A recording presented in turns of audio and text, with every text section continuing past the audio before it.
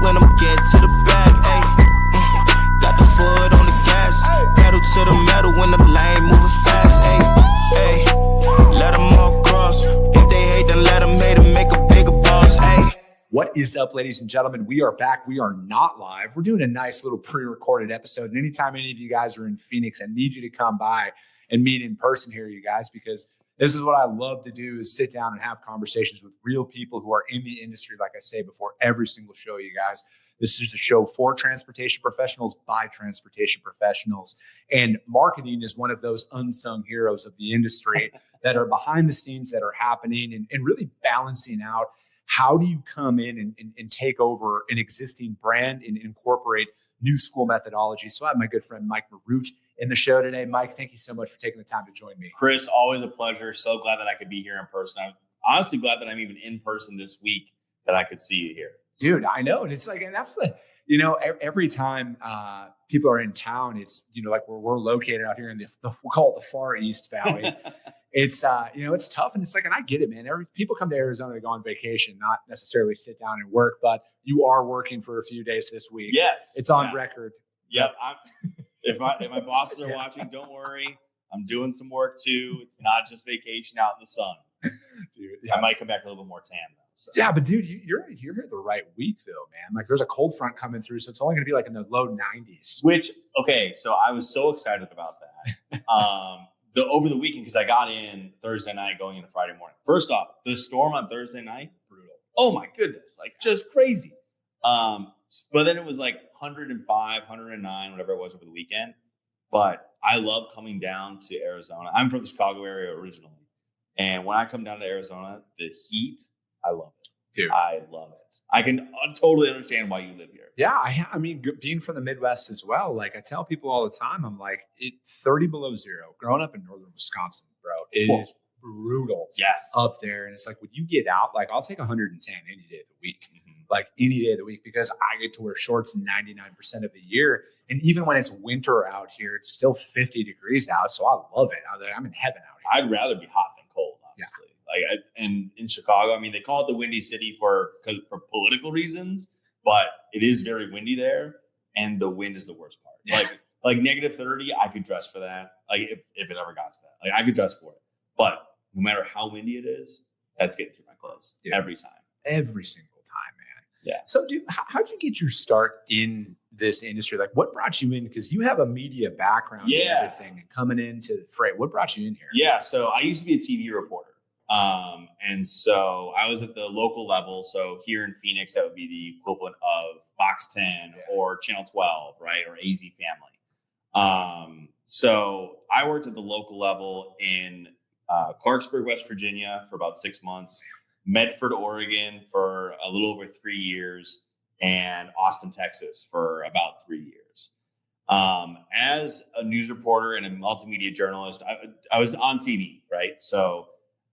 But I was a multimedia journalist, which is code for one-man band. So I'm pitching my stories, I'm doing the interviews, I'm shooting the video, the B-roll, writing it for TV, broadcast, and online, which is two different styles of writing, plus social media content, all that stuff, right? And so I was able to take the skills that I built by being a one-man band and doing everything myself, rather than like outsourcing it to a producer and editor, which did happen occasionally. I'm not going to say I didn't do that. Yeah. Producers and editors are amazing at their job, and you absolutely need those people. But in the jobs that I was in, I was one-man band, and I was doing it all myself. And so I was able to take those skills and turn that into marketing, because marketing, especially these days, is so much about storytelling. Yeah. And that's what TV reporting is. Like, you know, not only investigative pieces, you're going to get the data points, you're going to get the hard news and, you know, exposing corruption and all this other stuff, right? But when you really watch that story, you usually start with a person who has been impacted by whatever you're reporting on, because that's what draws the audience in, and because they can relate. Mm-hmm. They're like, oh, I know that person from the Far East Valley who is, you know, battling heat right now or whatever, right? So, and I tried to take that and bring it into marketing and bring it into supply chain and kind of really using that going forward. And it's been a great transition for me. I've been doing this for about 2 years now. And I've been really happy with being able to make that happen. What telling that story? So like you brought up a lot there. Yeah. Sorry, I can get long-winded. No, it's perfect though, because it's like there's so many parallels between all of this stuff, and a lot of businesses out there, they just struggle with making content in general, right? Because I think like that's the one thing where they're like, how do I start? And and now it's like, I mean, that's a question that I used to get asked a lot more. Kind of like when I first started creating content, it was like, oh, I wish I could do that. I want to do that. But, and I was like, I don't know how, I don't know what to say. And I'm like, I didn't know what to say then. And 99% of the content that I just like today's interview, complete from the hip, right? Like I'm building off of that. And that's where it's like, I think a lot of people just need to start posting. Yes. And, but they're also like, I had a unique experience in the sense of like, I was creating a brand from scratch. I wasn't taking over an existing brand. And so like, my question is, Mike, is how did you take all of your media experience and then come into a company like Revenova, who's been around for a while, who had an established footprint in the transportation industry, and then kind of put your spin on things? Yeah. So Revenova started in 2014. I joined Revenova in 2023. So you're right. 9 years of establishing the brand, going to conferences, like being a known entity, for lack of a better phrase, right? A standout TMS provider. When I started, the marketing strategy was primarily trade shows and referrals and, outbound, just like outreach one-offs, right? Which fine strategy. Nothing wrong with that. I would argue that our number 2 lead generation strategy right now is events and conferences. Like that's a very important part of what you do from a brand awareness perspective, even more so, right? But when I started, there wasn't really much of a social media presence. We had the pages, we had LinkedIn, we had Instagram, we had a few others. But when I looked at it, nothing had been posted for months, if not years, for a variety of reasons, and it just kind of fell to the wayside. So I started there. I started with the social media aspect because, to your point, at some point you just need to start posting. And as a tech vendor and as a technology provider, with my TV background, I love visuals. I love like engaging content that's just like, it captures your eye immediately, right? As a SaaS technology platform, nothing is super visually exciting about what we do. The efficiency is amazing. Sure. The product is incredible. But if you watch it on a video, unless you really know what you're looking at and how powerful that could be, it's not really going to do a whole lot for you. So what I started with was our people. I wanted to start with, okay, who are the founders? Like, who is Mike Horvath? Who is Charles Craigmile, Dave Craigmile, Jeff Parisi, right? And what is their story? How did they get here? What is their what is their expertise when it comes to technology, when it comes to supply chain, right? And leaning into that a little bit more. And then once we were able to establish, I'll call them our characters, right? Then you have them start talking about whatever they're experts on. Jeff, you've had him on before, expert in sales. Yeah. He could sell, water to, people in the rainforest or something, right? Mike Horvath, great salesman, super technology minded, just really, really smart, great storytelling individual. Yeah. I don't know if you've ever sat down with him. I mean, I know you've had him on, but like outside of this context, sat down with him, he will tell stories for days. Yeah. And he has them to tell. And it's just like, it's like, you're just enraptured with like whatever he's talking about. Charles Craigmile, right? He's our CEO, one of our co-founders. His background is brokerage and logistics and supply chain. He was leading the Schneider brokerage for a while, right? And so, okay, let's use his expertise, talking about the market, talking about supply chain as the industry, right? We just came out of the pandemic, which was a huge boom for this industry. Yeah, massive. And now it's, depending on who you talk to, kind of tight. Yeah. And so, okay, let's use his expertise in that vein. We've gotten him on, like, in Chicago, because we're based in Chicago. we've gotten him on the local news there talking about the dock workers strike from last year and other things like that. Dave Craigmile, technological just genius. We have a native AI agent. He built it from scratch. Like, and it was like, we have so many AI vendors out there these days, and they have teams of people just like pouring time and energy into building it. Dave is a one-man band. He's got a small team for sure, but he was primarily doing this native AI agent build. Yeah.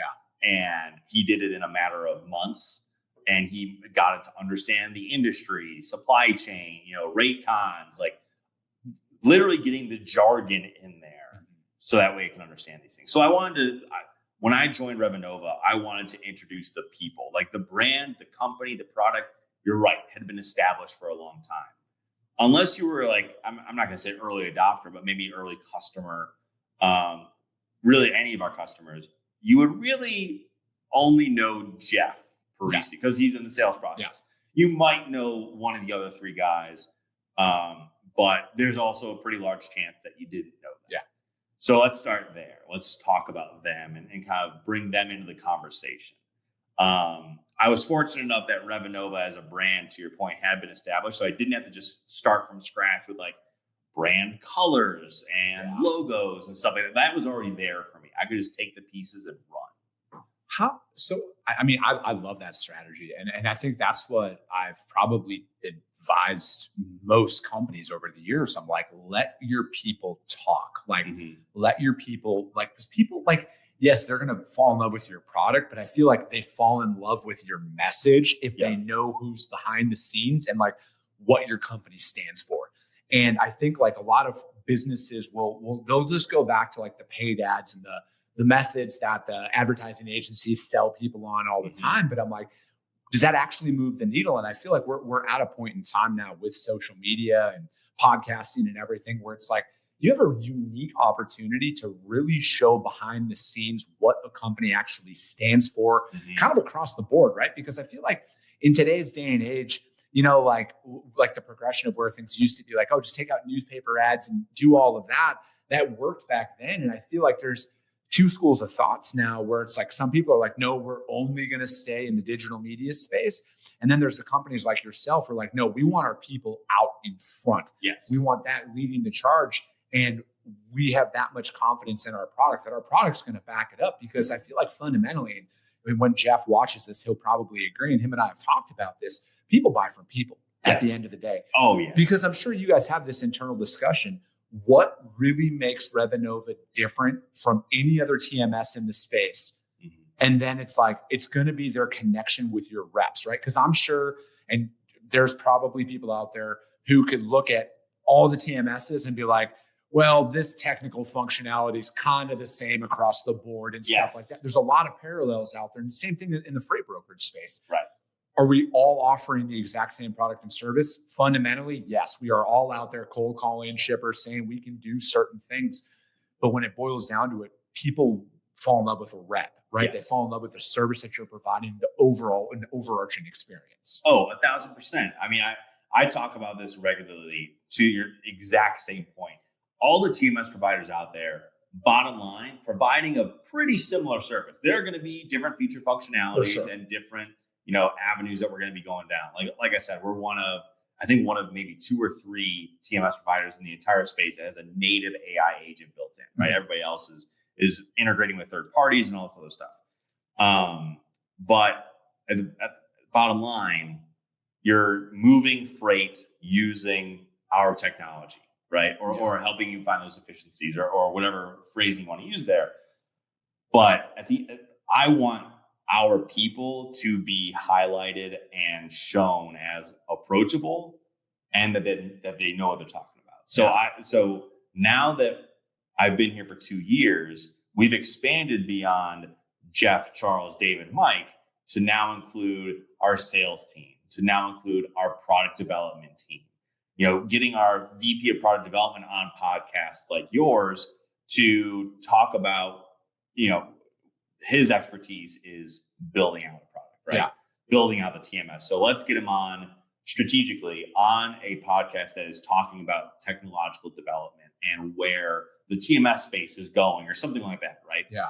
Or let's get our sales reps who all of them have been brokers at some point. Like, let's get them on a podcast that is for brokers, by brokers, and that way they can show off that expertise. And I think like that, it's got to make it, I'm sure you probably have the data about this. It makes them more approachable at conferences, right? When people see them in public and they're like, hey, I saw you on that podcast. I really like what you said at this, or, you know, and again, because I feel like a lot of these companies, they spend all these monies at booths, but like there's no like pre or post efforts to like really get their brand out there. And I know like conferences are great, don't get me wrong, but like building that familiarity with an audience of people, I would only assume that it makes it so much more likely and more comfortable to come up to you or anybody at a conference and be like, hey man, I saw you on this show. I just wanted to come up and introduce myself. And boom, that's the start of something that could lead to more or couldn't. I don't know, but I feel like there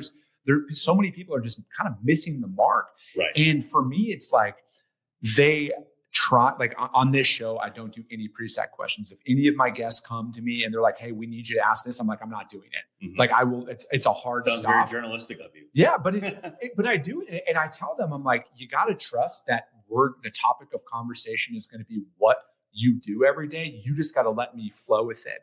And I'm like, people want that organic conversation. They don't want the top 10 talking points of a company that is like listed on these companies' websites, right? Sure. They wanted like just have an actual conversation about like, do you really know what you're talking about, or are you just reading the script?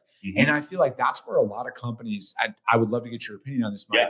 I wish more companies would kind of like let their people cook, like get out there and just run. Oh, so Jeff and I have talked about this extensively, that like, go and talk about what you want to talk about, but treat it like Thanksgiving. Don't bring up politics. Don't bring up religion, because that gets real dicey real fast. And that could go in it becomes very unpredictable. Like cutting my reps loose, or cutting like Danielle Chaffin. You've met her before, right? She is very vocal on social media. She's super invested in freight fraud and you know, has so much expertise around that these days. And it's to the point where she'll go on a podcast and tell me about it after the fact, which like from the marketing perspective, I'm like, love that you went on. Awesome.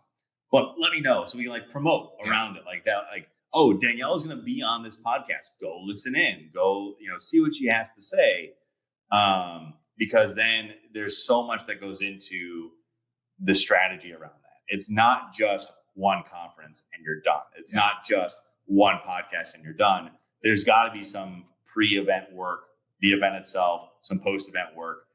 I would say, because conferences, there's so much brand awareness around that, right? Yeah. Brand awareness is one of the most important things to have, and yet one of the hardest things to track. Yeah. In terms of ROI and all that stuff, right? So when I go to a conference and someone says, "Oh, you're with Revenova. I saw you somewhere." That to me, that's a win. Yeah. Like if they see Revenova somewhere, they know who we are. I love it. Like if they know what we do, even better. They probably know what we do based on how they saw us, but even better, because then it's like, okay, not only is our message getting out, but the brand is getting in front of new people that we have not touched before. Now, I'm not going to say I've met everybody in the industry. That's crazy, and it's not true. But every time I meet new people at a conference or whatever, you know, they'll say, "Oh, I saw your LinkedIn post. Oh, I saw your YouTube shorts. Oh, I saw you guys are everywhere," or something like that. That is our strategy working. And not to get super technical marketing wise, but like top of funnel stuff, like that's working.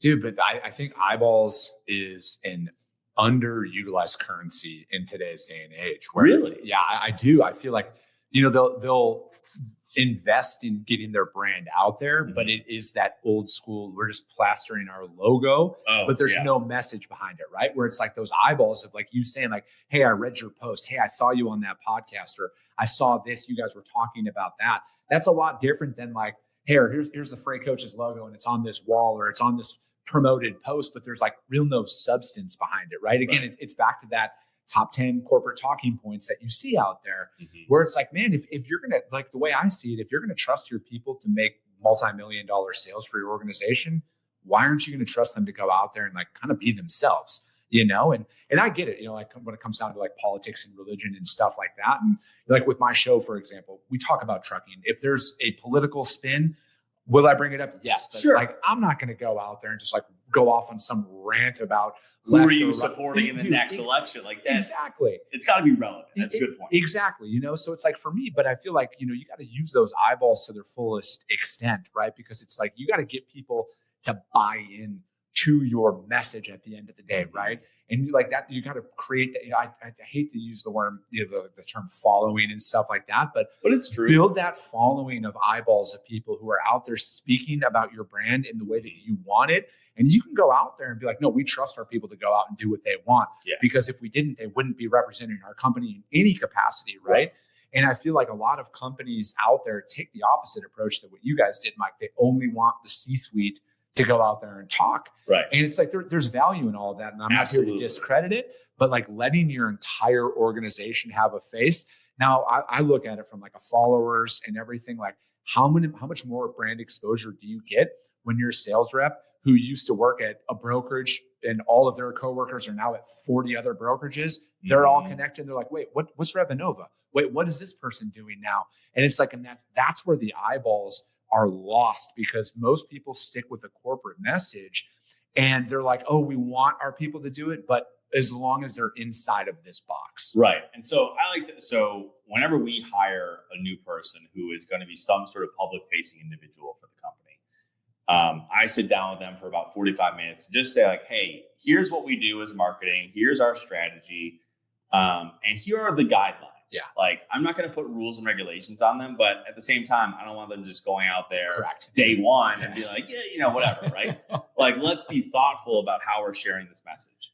And to your point, the C-suite executives only strategy, it works to a degree, but there are so many avenues and outlets now that are better served by people who are not the C-suites or the executives, and that there are there are outlets for the middle management voice or for the,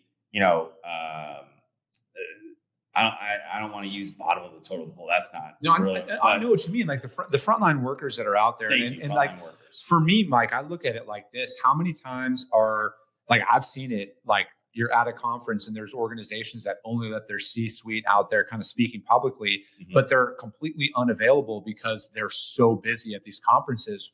Where there is that intimidation factor. Like, I don't care what anybody says. When you look at $1 billion organization or a multi-$100 million organization out there that might sell a product or a service, there's going to be a small startup founder who might be intimidated to go and talk to them. Right. For whatever reason, the imposter syndrome, it doesn't matter because dude, like I'm not afraid to admit it. There's times where I'm like, why the fuck is this person even talking to me? Like, dude, I just hit record on my podcast. I'm talking to the CEO of this company. Like, what is this? But it's, I look at it is how much more brand friendly is it to kind of show like, these are all of our people. Yes. And then that, sales rep whose literal job at a conference is to talk to as many people as possible. Now they know like, hey, I'm going to go talk to that person now because I saw him on a podcast. I feel somewhat of a connection. Like that's my person there. The amount of people that I've met over the years, Mike, that they're like, dude, I followed your podcast for years. I've never commented. I've never done anything, but I just wanted to come up and talk to you because I feel like I know you. How much more has that done for the brand over the years? I think like I'm going to pat myself on the back. That's what's kept me relevant for over 5 years at this point. So let me ask you this. Yeah. You have been doing the podcast for 5 years, and do you feel more confident today than you did, let's say 6 years ago before you started this, in talking to executives and talking to founders, in going to a conference and just walking up to somebody? You seem like a social person. Have you always been that way is really what I'm getting at. No, this is going to sound crazy, but it's kind of like an act. I'm naturally an introvert. Like when I'm at home, dude, like I don't want to talk to anybody. But like I've curated, there's this really good book out there called The Alter Ego. And I had no idea that is what I had done when I created the Freight Coach brand, where it's like, it's a different thing where it's like, that's work, Chris. When I'm out there and I'm doing stuff, like I don't have any imposter syndrome to like walk up and introduce myself to people and go and do it. But I also have 5 years of trust now where most people know what they're getting when I come up, right? Like one area that I really pride myself on is, knock on wood, I don't have any sound bites of me or screenshots of something I said or commented on a post that was like off brand. Right. You know, like there's no PR campaign out there of like, oh, Chris didn't mean what he said here. But the confidence comes from the fact that like I've met so many people now. I've put myself out there, like, cause dude, early on, it was like pulling teeth to get guests on the show. Oh, sure. It was so challenging because people are like, yeah, the podcast sounds cool, but who are you? Right. Who do you know? And now it's kind of like the roles have reversed. They're like, no, dude, I love what you do for the industry. I'd love to come on your show, where it's like, I'm going out there and like legitimately my guest spots. And I do 20 to 22 podcasts in a month, depending on how many working days there are. I'm booked out for like 2 months at a time now, you know? And it's because people are like, hey, I want to come on. I want to talk. And it is the fact that like, I'm not afraid to like, I spent the early years going to every conference I could, putting myself out there to meet as many people as possible early on. So it's like, there's not any one person in the industry that like I would be fanboying over, in a sense of like, God, they don't want to go and talk to me. And I also look at like, no, I'm the founder of my company. No one's going to talk to me unless I put myself out there and talk to everybody that I possibly can. So that's what I've been trying to impart to our team overall, is like, the more often you are doing, I'll call them public appearances, whether that's presentations or podcasts or whatever, the more confident you're going to be in your job role. Like, because I'm thinking about our sales team. Every year, I try and get every single one of them on at least one podcast or presentation, just to flex that muscle a little bit. And many of them, before they started with us, had never done that before. And now I'm like, hey, like I want you to do this because you're going to get so much out, whether you bomb or whether you do great, you are going to get so much out of it in terms of building that confidence up and being able to do it again next year. Yeah. Now, funny enough, like some of our reps who are super confident one-on-one doing a presentation, they flounder a little bit, right? And it's just like a matter of practice and getting ready for it. But there's one of our reps in particular who is, he does not love to do these types of things. I was at a conference with him in person, and I was like, hey, let's go over and do this interview. 5 minutes, super easy. I'll be there the whole time, no sweat. And I was sitting there, and I was far enough away that I didn't hear the whole conversation, but 5 minutes comes and goes. For me as a TV reporter, I remember how quick that is. Yeah. Right. He gets done. He comes out. He's like, Mike, I'm so glad you forced me to do this, because I just feel so much better about it. And it was with a podcaster that I could trust to, like, they're not going to put him in a bad spot. Like they're going to ask him relatively softball questions, because it's 5 minutes at a conference. Like that's not enough time to like dig deep into stuff. Like that's just an introductory conversation at best, which is important. It's still important, not to take anything away from that, but like doing something like that is that quick helps just build that confidence from the get-go. Yeah. And that's the thing though. Now it's like, dude, like the majority of the content that we do it is like shot from the hip. You know, like the topic of conversation is there, but the confidence comes from the fact that like I've done 1,300 interviews at this point, right? Pretty close to that. I know I've done solo shows and stuff in there, but like I've interviewed a lot of people. And for me, it's like, now it's like, I can get somebody talking. And that's something like I pride myself on is now like some people, cause like, dude, there's a large majority of the guests on that come on my show who've never done any of this before. And they're really nervous about it. And I tell them, I'm like, listen, you just got to trust the fact that I will get you talking, and trust me, when we're done, you're like, I can't believe that was 30 minutes. 99% of the time, they're like, dude, I could have went for like another 30 minutes with you. And to me, it's like a lot of it boils down to the interviewer. And then but it is, it's that confidence of like, if you truly love what you do, right. And I would love to get your take on this. How many times did you interview somebody when you were doing that? Yeah. Where you could tell by the tone of their voice how passionate they were about something, and then you could just hammer in on that, and you can get them going for 20 minutes every single time. Yeah. I came out of because like there are supply chain conferences, there are news reporting conferences. I went to one, and I remember coming out of it, and one of the takeaways that I had was because a lot of TV interviews happen in people's homes. Everybody offers you water. Do you want a glass of water? Do you want a drink? Are you doing okay? Whatever, right? It's just like a human nature thing to do. And I came back from this conference, and I was instructed like, hey, you went to this conference, you got to kind of teach the team what you learned. And my big takeaway was, if they offer you water, take the water, because that is them inviting you into their space where you are a stranger. They don't know you outside of being on TV if they watch at all. So you kind of saying, sure, I'll take a glass of water. That kind of opens up the door to, okay, this person is open to connecting, right? Mm-hmm. And that was like one of my biggest takeaways is,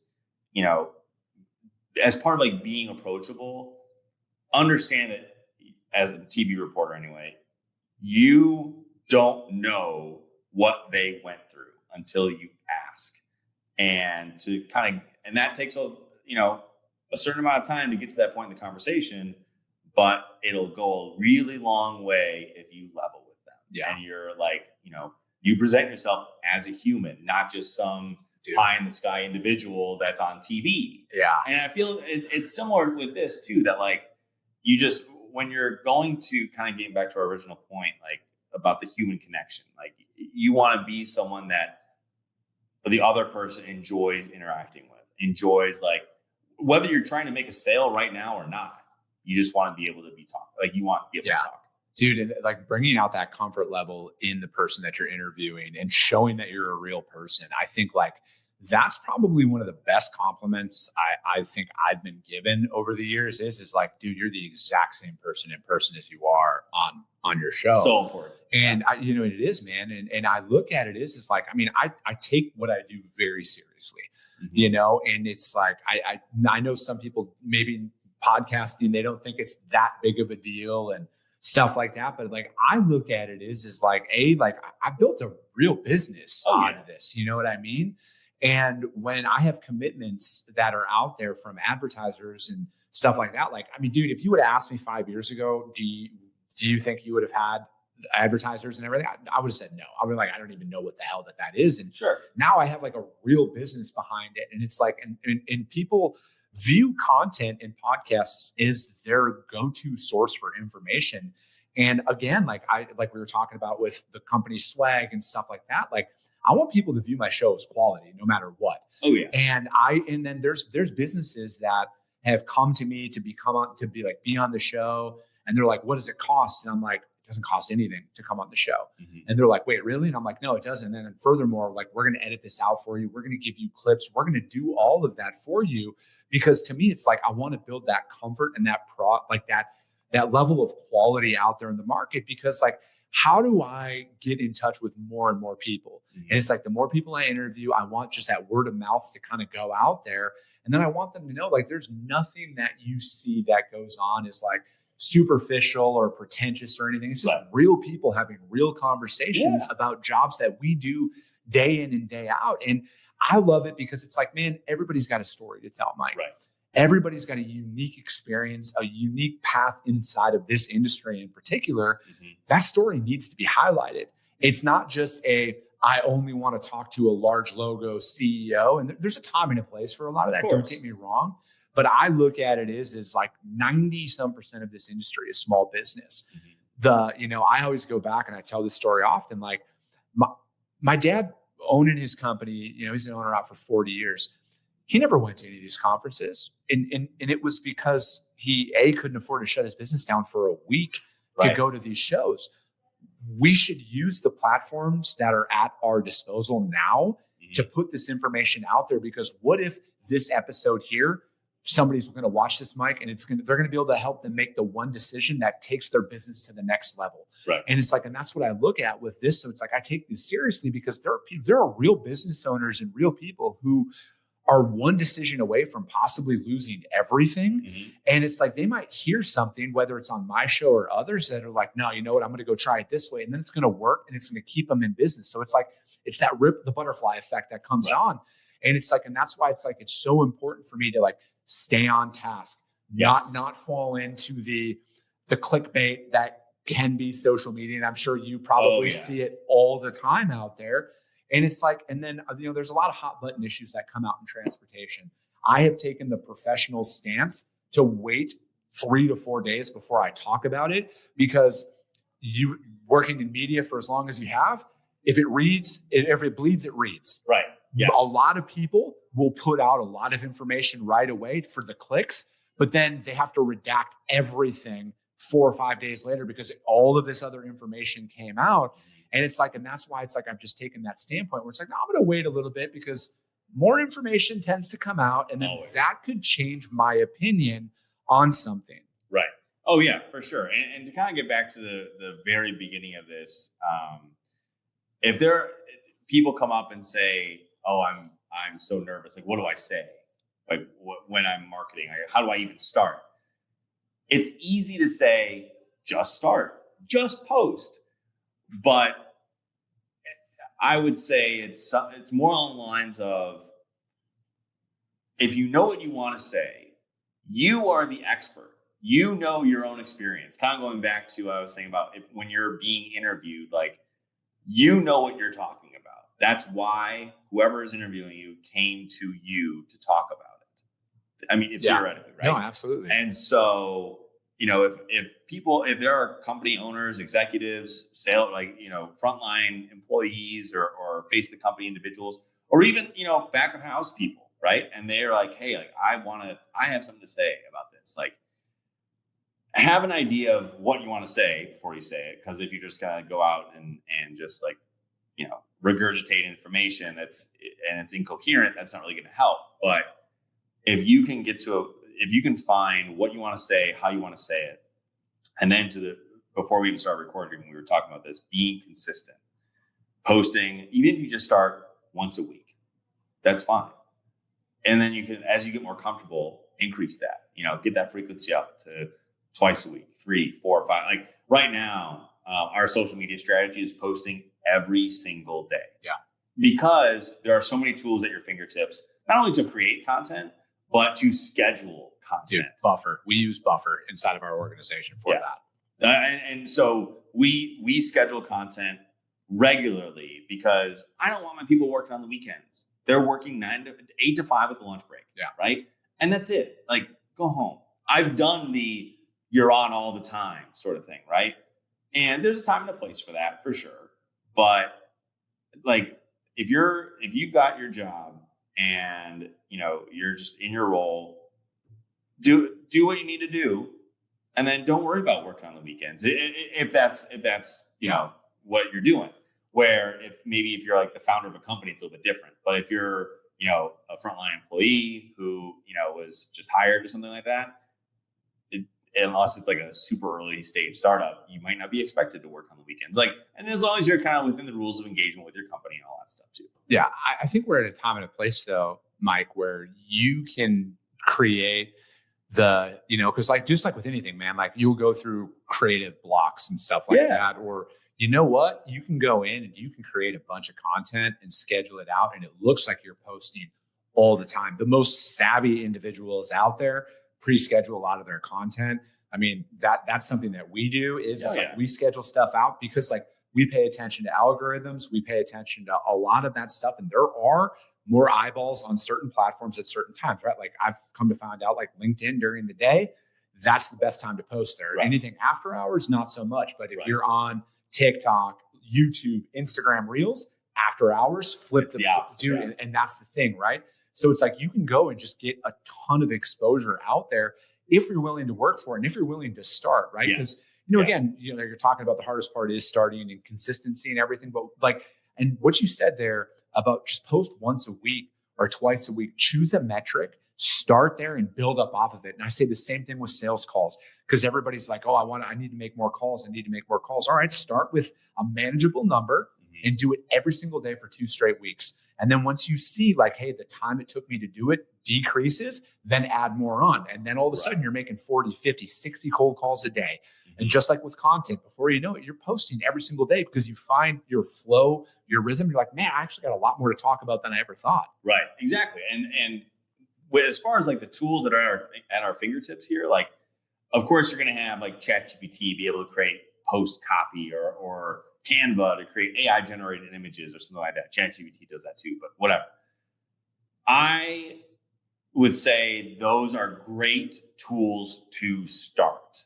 I kind of treat them as, and I heard this from another marketing person in this industry. In fact, it was kind of, I think it was one of our competitors said this, that treat them like an intern.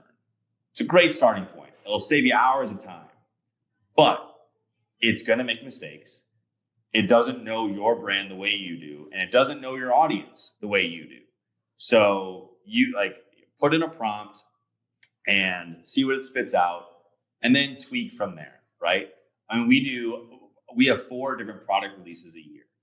Every quarter, I will interview our product development team and say, hey, tell me about this feature. Tell me about that feature, like what you worked on. Like, how's it going to help, right? Previously, I would have to go in, listen to the 10, 15-minute interview for each of them, pick out the best sound bites, write it up into a press release, and then put it out on the website. It would take me hours and hours of work. Now I have a transcription service that just puts everything into writing. Okay, then I'll put it into something else to get, all right, what are the main talking points here? I'll check against it. Like, I'm not just going to trust it blindly, but check against it. And then, okay, let's turn these 2 or 3 points into a paragraph or 2 paragraphs or whatever. And what used to take me 7-8 hours now takes me 2, 3. Like, the time savings there on being able to use the tools and technology that's available to us as marketers is awesome. I mean, it's not going to be a cure-all. It's not going to like solve all my problems. There's absolutely a human element in marketing. And if there's not, I think that's a problem. Yeah. But that doesn't mean that technology can't help you. No, I'm right there with you, man. And I think that there's a lot of, it's very cost effective to do a lot of this stuff if you're out there and you're finding quality. And I think like that's what hangs up a lot of people as well. Is they're like, oh, it's going to be too expensive. I think like cumulatively between the hosting sites and everything, we are anywhere from $550 to $700 a month is what we spend from like a production standpoint of like the technology to like use transcribers, scheduling, stuff like that. Canva, like we use Canva and other things to kind of help out with our graphics and stuff like that. But again, man, like I started on my cell phone. I started on a laptop and everything. And then I used Adobe Premiere Pro and I taught myself how to edit all of that stuff. So it's like, I feel like there's a lot of people who want to do it. They're just, I think ultimately they're afraid just to kind of like put themselves out there. But trust me, as somebody who's been creating content for 5 years and have done a lot, nobody remembers you like you remember you and the stuff that you do and say out there. And you're your own worst critic. Dude, it stops so many people. But Mike, I appreciate your time today, man. Dude, thank you so much for having me on. Again, I've always seen your stuff online. It's so nice and refreshing to see you in person. Dude, absolutely, man. I appreciate it, Mike. Thank you so much for joining me today. Absolutely. Oops. Yeah, that's all good. Came back with a bang. Window down, yelling out money, anything. Ayy, ooh, got the foot on the gas. Pedal to the metal when I'm getting to the back. Ayy, got the foot on the gas. Pedal to the metal when the lane moving fast.